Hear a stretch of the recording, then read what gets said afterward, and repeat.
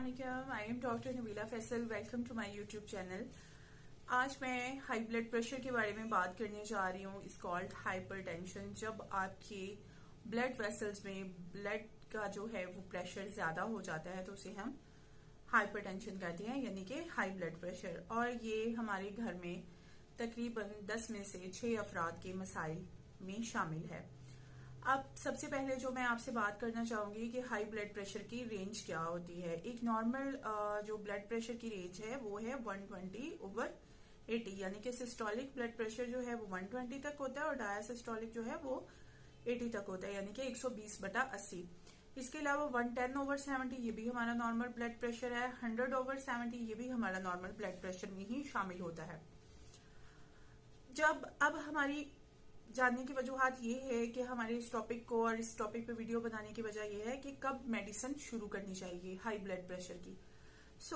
High blood pressure की 2 stages होती हैं। एक होता है प्री हाइपरटेंशन, ठीक है, यानी कि वो इंडिकेशन होती है, हमारे लिए अलार्मिंग सिचुएशन होती है कि अब हमें अपनी सेहत पर और हमें अपने लाइफस्टाइल पर जो है उसका ख्याल रखना चाहिए। हमें उस पर नजरसानी करनी चाहिए कि अब हमारा जो ब्लड वेसल्स का प्रेशर है वो हाई होना शुरू हो गया है।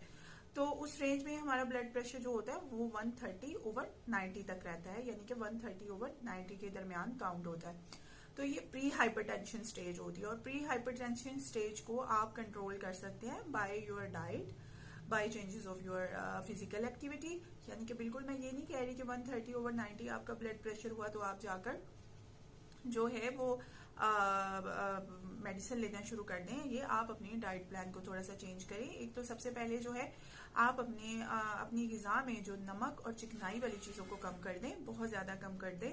दूसरा, आप ये देखें कि आया कि आपकी फिजिकल एक्टिविटी तो कम नहीं है, यानी कि जितना आप खाते हैं क्या उस लिहाज से आपकी फिजिकल एक्टिविटी ठीक है, यानी कि अपने आप को एक्टिव रखें। अगर आपको कोई काम नहीं है तो भी आप वर्जिश करें सुबह शाम और अपने आप को एक्टिव रखें। उसके अलावा ये रखें कि क्या आप डेली रूटीन में पानी का इस्तेमाल तो कम नहीं कर रहे, यानी कि ये तो नहीं है कि पूरा पूरा दिन गुजर जाता है और आप पानी भी नहीं पीते। तो अपने आप को हाइड्रेट करें, कम से कम 8 से 12 ग्लास पानी पीना शुरू करें अगर आप प्री हाइपरटेंशन के पेशेंट हैं तो। और उसके अलावा आप दोपहर में फ्रेश जूसेस का इस्तेमाल भी कर सकते हैं। एक टाइम का खाना छोड़कर दोपहर को आप अपने जो है अपनी डाइट में आप कैल्शियम, मैग्नीशियम यानी कि इससे भरी हुई सब्जियों का इस्तेमाल भी कर सकते हैं, लाइक के फ्रूट सैलेड वगैरह, या फिर सब्जियों का सैलेड आप खाना शुरू कर सकते हैं दोपहर में। यानी कि एनी हाउ आपको अपने लाइफस्टाइल को चेंज करने की जरूरत पड़ेगी जैसे ही आपका ब्लड प्रेशर बढ़ना शुरू होगा। आपका ब्लड प्रेशर बढ़ना शुरू हो गया 130/90, आपने अपनी रूटीन लाइफ को चेंज नहीं किया, आपने अपने आप को एक्टिव नहीं किया, आपने अपनी डाइट नहीं बदली, देन क्या होता है आपका ब्लड प्रेशर जो है 160/90 तक चला जाता है। तो 140 से ऊपर जो इंडिकेशन होती है ना, वो उसमें हमें सिम्टम्स जाहिर होना शुरू हो जाती है। सिम्टम्स में क्या क्या होता है, हमें चक्कर आते हैं, हमारी जो है हमें फटीग महसूस होती है, हमें बहुत ज्यादा स्वेटिंग होना शुरू हो जाती है, ठीक है। कभी कभी हमारे हाथ पांव ठंडे होने लग जाते हैं, हमें बहुत ज्यादा गुस्सा आना शुरू हो जाता है। इस कंडीशन में नोजिया, वॉमिटिंग भी स्टार्ट हो जाती है जब ब्लड प्रेशर बहुत ज्यादा हाई हो जाता है, ठीक है। तो जब आपका ब्लड प्रेशर आप देख रहे हैं कि 140/90 तक जा रहा है और मुसलसल रह रहा है, देन आपको फिजिशियन के पास जाने की जरूरत पड़ सकती है। यानी कि आपको चाहिए कि आप अपने फैमिली डॉक्टर या अपने किसी भी अच्छे फिजिशियन से जाकर अपने जरूरी टेस्ट करवाइए। अब जरूरी टेस्टों में सबसे पहले क्या आ जाता है, आप अपना जो है वो लिपिड प्रोफाइल का टेस्ट करवाइए, अपने यूरिक एसिड का टेस्ट करवाइए। अब देखिए जी, अगर यूरिक एसिड बढ़ जाता है तो भी ब्लड प्रेशर ज्यादा होना शुरू हो जाता है, ठीक है, क्योंकि हमारे ब्लड में जो है वो वेस्ट प्रोडक्ट ज्यादा होने शुरू हो गए। और इसके अलावा अगर हमारा कोलेस्ट्रॉल लेवल भी बढ़ जाता है तो भी हमारा जो ब्लड प्रेशर है वो हाई होना शुरू हो जाता है, क्योंकि हमारा कोलेस्ट्रॉल और फैट हमारे खून में शामिल होने की वजह से हमारा ब्लड प्रेशर हाई हो रहा है, हमारा खून गाढ़ा हो रहा है, जिसकी वजह से हमारा ब्लड प्रेशर हाई होने की वजह से हमें जो है वो कॉम्प्लिकेशंस आ रही हैं, हमें सिम्टम्स आ रही हैं। तो कभी कभी कोलेस्ट्रॉल लेवल नॉर्मल होता है, लेकिन हमारा जो टीजी है, ट्राइग्लिसराइड लेवल जो है वो, हमारी जो बैड चिकनाइयां हैं वो बढ़ना शुरू हो जाती हैं। तो उस सूरत में भी हम 2 चीजों से अपने जो है लिपिड प्रोफाइल नॉर्मल कर सकते हैं। एक तो ये कि अगर हम ओबीज हैं तो हम अपना वजन कम करें, अगर हमारे खून में चिकनाई ज्यादा है तो हम फैट वाली चीजें कम इस्तेमाल करें और एक्सरसाइज करें। सुबह शाम एक्सरसाइज करके अपने बीएमआई के अंदर आए, यानी कि जितना हमारा कद है उसके मुताबिक हमारा वजन होना चाहिए, ठीक है। अब ब्लड प्रेशर जो है, अब ऐसे मरीज जो इन सारी स्टेजेस से गुजर चुके हैं उनका ब्लड प्रेशर 160/80 से ऊपर जाता है। अब उनके लिए क्या है, जाहिर सी बात है उनको उनके मॉलेज के मशवरे से एक मेडिसिन स्टार्ट हो जाती है। वो डिफरेंट किस्म की होती हैं, डायरेटिक्स भी होती हैं, कैल्शियम चैनल ब्लॉकर्स भी होते हैं, यानी कि हर एज में डिफरेंट डिफरेंट किस्म की जो मेडिसिन है वो हम मरीज को देते हैं। ठीक है, बहुत अर्ली स्टेजेस में हमारी मरीज के लिए रिकमेंडेशन यही होती है कि आप अपने लाइफस्टाइल को चेंज कीजिए, अपना जो है वो अपने आप को हाइड्रेट रखिए, अपना वजन कम कीजिए, और अगर आप बहुत ज़्यादा फूडी हैं या फास्ट फूड के बहुत ज़्यादा शौकीन हैं तो आप जो है वो इस चीज़ों को स्किप करके अपनी नॉर्मल हेल्दी डाइट में आइए। ठीक है, देन अब जो ब्लड प्रेशर के पेशेंट बन चुके हैं, यानी कि उनका ब्लड प्रेशर की गोली के बगैर गुजारा नहीं है, उनके लिए हम क्या रिकमेंड करेंगे। सबसे पहले तो ये है कि वो मंथली अगर अफोर्ड कर सकते हैं तो मंथली अपना जो है लिपिड प्रोफाइल, अपना यूरिन कंप्लीट, अपना यूरिक एसिड जो है वो करवाएं। मंथली नहीं तो कम से कम 3 महीने बाद।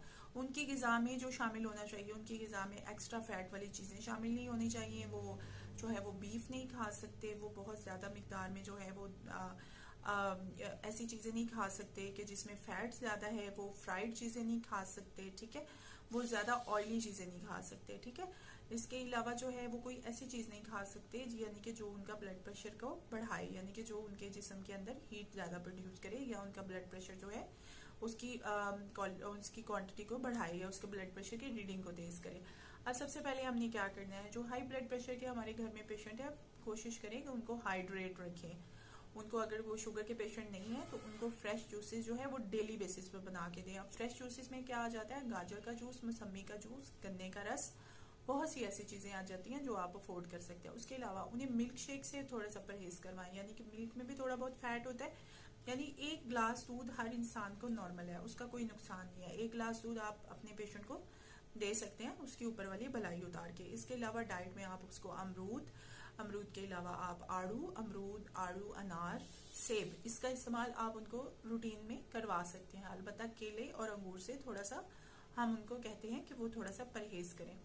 देन आप अपने पेशेंट को जो हाइपरटेंशन के पेशेंट है उनको आप 30 मिनट वॉक सुबह शाम लाजमी करवाएं।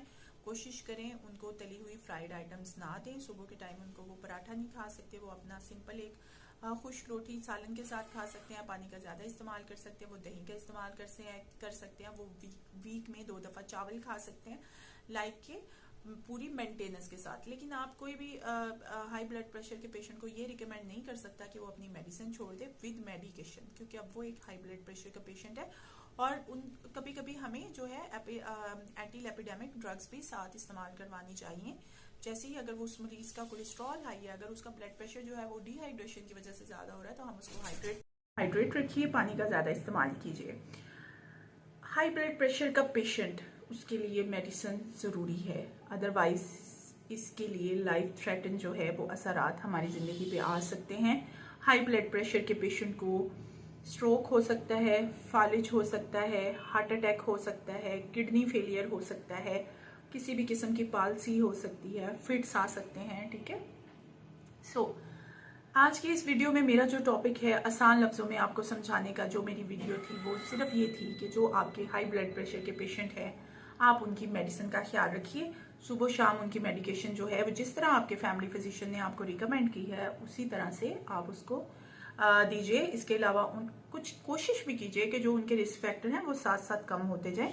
हो सकता है with the passage of time उनकी मेडिसिन जो है उसकी डोज कम हो जाए या उनकी मेडिसिन छूट जाए। अगर ओबेसिटी की वजह से है, ओबेसिटी कम होने से, अगर कोलेस्ट्रॉल की वजह से है, कोलेस्ट्रॉल कम होने से, एनी हाउ कि आपके पेशेंट को कोई क्रोनिक हार्ट डिजीज ना हो, क्योंकि उसमें अमूमन जो है वो ब्लड प्रेशर जो है वो सिर्फ कंट्रोल किया जा सकता है, उसको ख़त्म नहीं किया जा सकता। ठीक है, और मुझे बड़ी उम्मीद है कि इस वीडियो को देखने के बाद जो हमारे प्री हाइपरटेंशन के पेशेंट है, यानी कि जिनका अभी नया बीपी हाई होना शुरू हुआ है, वो ज़रूर अपना लाइफस्टाइल जो है वो चेंज करने की कोशिश करेंगे। और मेरा जो चैनल है डॉक्टर नबीला फैसल के नाम से, काइंडली आप उसको प्रिस्क्राइब कीजिए। और अगर आपको कोई भी मसला या कोई भी इशू है, आप कमेंट बॉक्स में हमें मैसेज कीजिए, हम उस पर वीडियो ज़रूर बनाएंगे। और इस वीडियो का सिर्फ और सिर्फ मकसद ये होता है कि आपको अपनी बीमारी समझ में आए, आपको अपनी जो डिजीज़ है, अगर आपको कोई भी डॉक्टर या फैमिली फिजिशियन अवेलेबल नहीं है तो आप उसको जो है वो अपने तौर पर थोड़ा सा लेकर चल सकें। उसके लिए फ़ौरन इतना आप परेशान ना हों कि आप स्ट्रेस की वजह से ज़्यादा बीमार हो जाएं। काइंडली अपना बहुत ज़्यादा ख्याल रखिएगा। अगेन रमज़ान मुबारक, और प्लीज़ दुआओं में याद रखिएगा। Thank you.